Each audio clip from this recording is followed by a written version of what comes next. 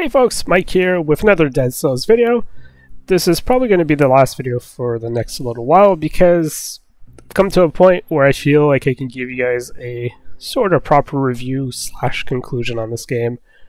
So just to give you a quick idea here, I'm at least 60 hours into the game. I've completed the normal difficulty and the hard difficulty in terms of runs and whatnot. I'm now on very hard. It'll probably be a couple hours before I beat that.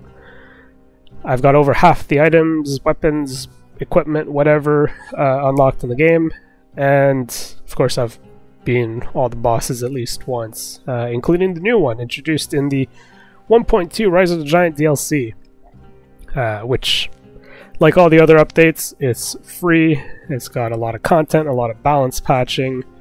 And by balance patching I mean buffs to stuff that was not viable before.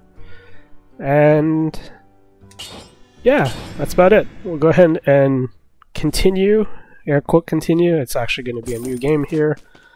And yeah, as you can see, all these items, we've got at least half of them unlocked, and we've got the difficulty stuff. Okay, so real quick, what is Dead Cells? We've got this character here. We've got some double jumps, wall runs, rolls, that kind of stuff. So there's some action-y, platformy stuff going on. There's a bit of combat as well, as you'll see. I guess we'll say randomly generated levels. Randomly generated in the sense that each area will still follow kind of a rule sets of sorts. So even though the levels and the layouts are random, there's still a certain pattern to them, I suppose, if that makes any sense. So like for instance, this first level always it's always pretty easy to look at. The second level, depending, one of them will be an outdoor, one will be the sewer, so they'll have the same tile set. But in terms of layouts, they'll have a lot of similar aspects in them. And the reason for that, of course, is that you will unlock certain abilities because the game will try and kind of get you back a little bit when you first start, just so you don't have everything unlocked, so you just don't get overwhelmed as a new player, which is part of the design. There's actually a real smart design in how they've done it. Alright, so with that out of the way, why is this game so good? Other than a little mistake that I did. It is a tough game. It is a challenging game. In a lot of ways, it can kind of give you guys a bit of a, not necessarily a reminder, but it can feel kind of like Dark Souls-like in a sense, right? Where stuff feels kind of deliberate, and enemies tend to tell you exactly what they're about to do. So there's a lot of communication in that sense, and it can be kind of unforgiving at times, but at the same time, it really is its own thing. This game. I probably should not go in that right now. It really is its own style, its own game, despite having a lot of things in it that you can compare to other stuff out there. I'd say overall it is still very unique, right? I've not played anything like it before, and yeah, there's just a lot of really intelligent design in here. So one of the things I talked about earlier on was how the game kind of gates you a little bit, right? You don't have all the abilities off the bat. So for instance, this wall run, we may see areas later on where I absolutely do have to wall run to get to a certain area on the map. So they do that so you don't have all the levels accessible right off the bat. And so the reason you want to do that is to make sure you get used to like enemies and whatnot in one area first, because if you're to kind of introduce the game and say, hey, there's like 100 different enemies, which there are a lot, and you're just throwing them at people right off the hop, like, it wouldn't take very long to be completely overwhelmed here. And that's kind of what would happen, because, you know, even when I bump the difficulty, it can be pretty tough right off the hop, because one of the things they do is they also mix in new enemies and different combos and stuff like that, which, you know, we'll get into later on. But in terms of progression, you know, you start the game with really no weapons or anything. You have a very small window or selection of weapons and equipment and mutations to choose from. As you play more and more, you start unlocking more stuff that you can choose from. But by keeping everything so limited, it does ease you into the game, right? You get very quickly familiar with some of the enemies and stuff. You get familiar with how the game works, some of the rules, if you will. And they do it in such a way where it's not sitting there giving you tutorials and spoon-feeding you this stuff, right? Instead, they take advantage of that idea of just ever so slightly gating you. And it works out pretty well because, you know, it feels like you're exploring, you start discovering areas, you start finding out ways to unlock some of those abilities. And it feels nice because, you know, you're naturally getting some of this stuff, you're naturally exploring, getting better, and so they kind of drip feed some of these extra mechanics in that sense. So in terms of design, I think it's really well done. Another really nice part about this game is, you know, the huge selection of weapons and equipment and playstyles, and that's where, you know, like the power scrolls here, where you can buff one of 3 different attributes. So, you know, if you want to play a lot of hand-to-hand combat, you can go straight for the brutality. For a bit more distance, or maybe a more tanky build, right? You've got different options there, and each of the weapons kind of fall under one of those categories, or in the case of like the shovel and the knife dance, can fall under both. And in certain rare instances, man, I'm really not doing well here. But yeah, in certain rare instances, you can definitely get weapons and equipment that fall under both, which, or well, any of them really. They're colorless, so they'll just choose whatever you have as the highest level, which pretty neat mechanic. It allows you to use stuff that, you know, if you're going for a pure brutality build, for instance, it allows you to use equipment that's not normally accessible for that kind of a build. So you can't necessarily rely on that either, but, you know, it is an option, and it does introduce different paths you can go with. So the reason I bring that up, and the reason I talk about the equipment here, is they've done a phenomenal job by giving you a lot of things to choose from, right? You have all these different builds you can choose from. You know, there's no fixed build necessarily because equipment's random. But you can adapt your character. You can use all, you know, different weapons, different items, and whatnot that kind of adapt to whatever playstyle you want. So, for instance, if you like, you know, if you really like your Dark Souls and whatnot, and you like to do builds that rely a lot on like parries and stuff, guess what? You can do that. It's a very viable build. It's very powerful, and yeah, it is one of the many playstyles you can adopt in this game. Like for me personally, I hate parry stuff. I can't really get the timings down reliably.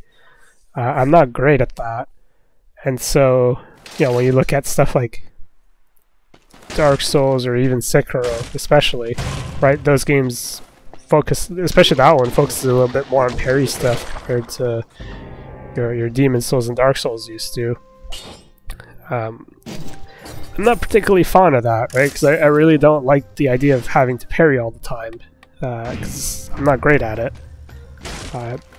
And so, you know, they've done a great job in Dead Cells at not forcing you down any of those paths. Instead, they just give you all the tools available for you to kind of build your own character, play by your own rules, do whatever the heck you want, instead of being stuck in how a lot of games work, being stuck inside of a very specific build, which, yeah, I'm not particularly fond of. It's a bit of a silly thing too when I think about it. Like, you know, what changed for these guys to realize that that's the way to do things, right?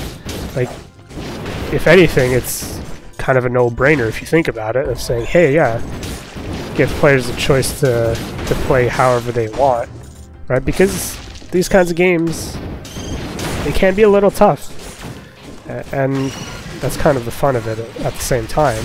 But you don't want to be tough because players are bad at it. You want to be tough because, you know, you're maybe a little fragile. Maybe these enemies do a lot of damage, you know, what have you. There's all sorts of ways you can go about it.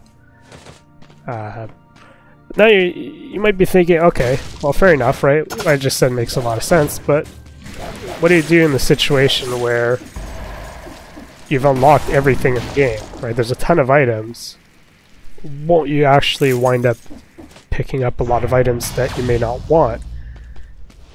Because, well, the random nature of having random weapon drops means that you can spend a lot of time, like for me, for instance, unlocking shields, which I don't like, because I don't like the parry stuff.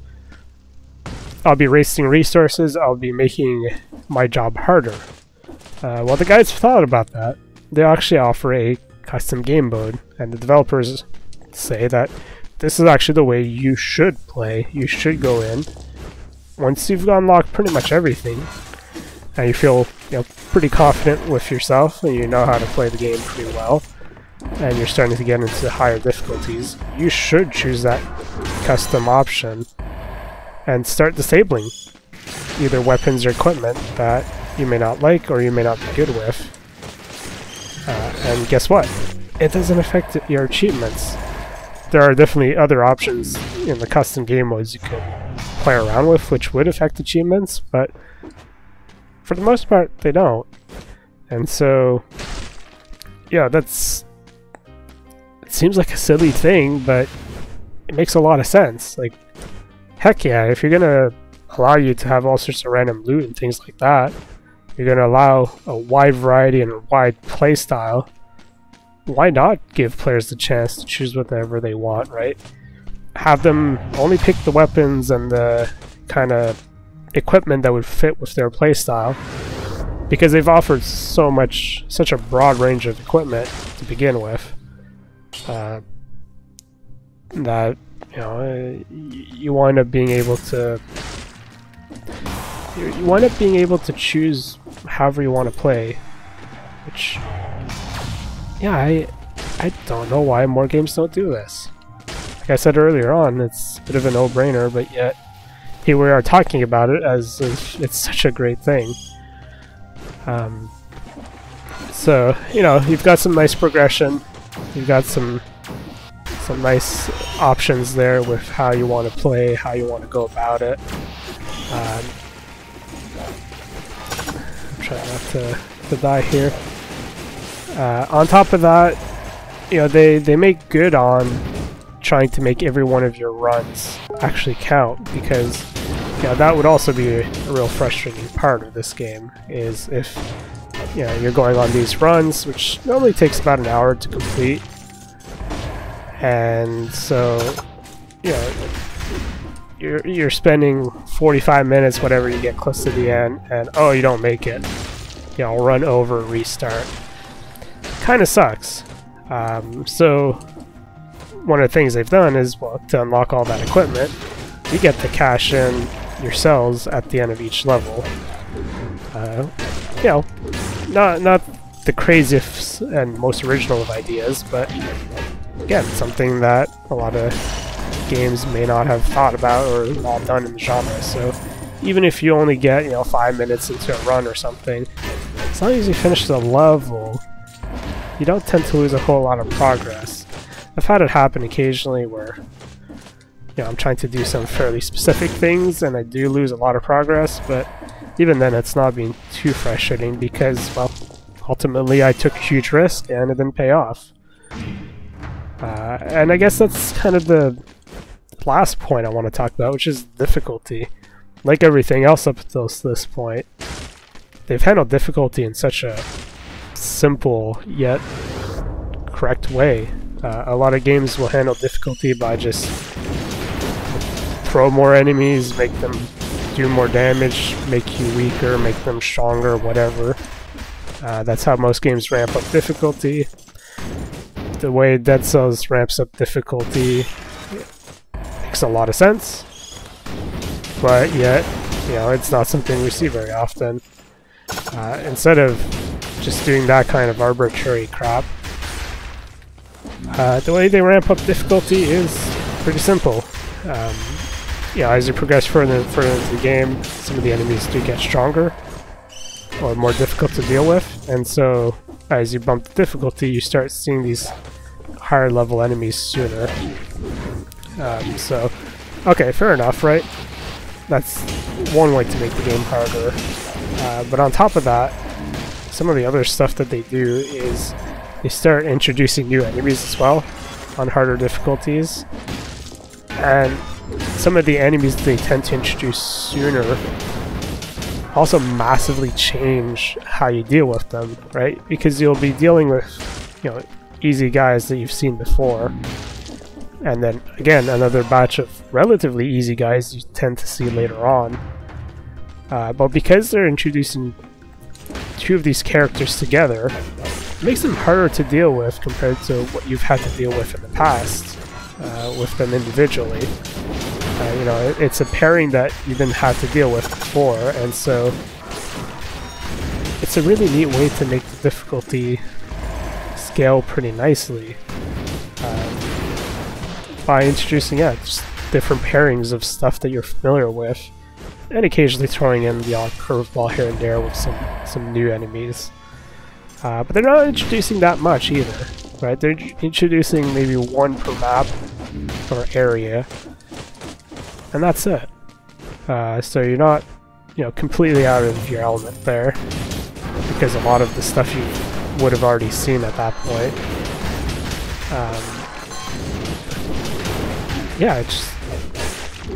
That's kind of Dead Cells in a nutshell, really, right? It's just a lot of really, really smart choices, which, sit down and think about it, they're very logical, but yet we're talking about it because no one else does it. So ultimately that's why, to me, this game winds up being one of my top 5 of all time, because it's a genre that I'm not particularly fond of. It's not the kind of game that I love to play all the time, and yet here I am, 60 hours, putting in at least an hour or two every day, and just enjoying every single run of you putting into it. I want to go all the way up to the end and actually complete this game, because I want to see it. I want to see what the highest difficulty is. I want to get everything. I want to just be really good at it. In a genre, like I said, that I typically don't enjoy and I'm typically not that great at. And so, yeah, for a game to get into my my top 5 of all time, I'll tell you right now, that's something that happens maybe once every 5 years, if that. And once games are on that top 5 list, there are games that are 20 plus years old at this point that I would consider top 5. And, even these 20 years later, they're still just as good as the day I played them, because they're all timeless classics at this point. And so, yeah, I look at Dead Cells. Dead Cells is definitely going to be one of those. Even though there are better games in said genre for some of my other top 5s, or newer games that introduce a lot of quality of life stuff, they're still ultimately not better as a whole compared to some of these older games. And so, you know, Dead Cells is one of those things where we're going to see a lot more in this genre. We're going to see a lot more doing really cool stuff, really neat stuff, and improve upon it in a lot of great ways. But, you know, ultimately, I don't think we're gonna see one get the entire package as well and as good as this did. So yeah, before we head off, I'll just quickly show you guys. You know, there are daily challenges, which are pretty cool. There's also the custom mode, a couple presets here. You know, starting equipment will disable achievements, but picking and choosing all sorts of other stuff won't. So you can absolutely choose, you know, what's accessible to you. There's a lot of meta modifiers and a lot of other modifiers you can play around with, which is kind of a cool thing too. But yeah, only very few things will actually disable achievements. And of course, I've not quite reached the higher difficulties yet, so there's even more stuff here waiting for me. But I think that's about it. I guess the last thing I'll mention real quick is you can quit out and continue anytime you want. Again, a very silly thing to praise, but yet we're praising it because no one else is doing it. You know, I can quit in the very middle of a battle, come back to it, like it's nothing. You don't even have to save, you don't have to think about it. A lot of just subtle touches like that have made this game what it is. And so, yeah, if you've ever heard about it, you've been interested in it, like I said, for me to be a personal top 5 of all time means a huge amount. So if you've ever had any interest in this game at all, I'd say look at picking it up, because it'll absolutely be worth it. I've put a lot of time into it.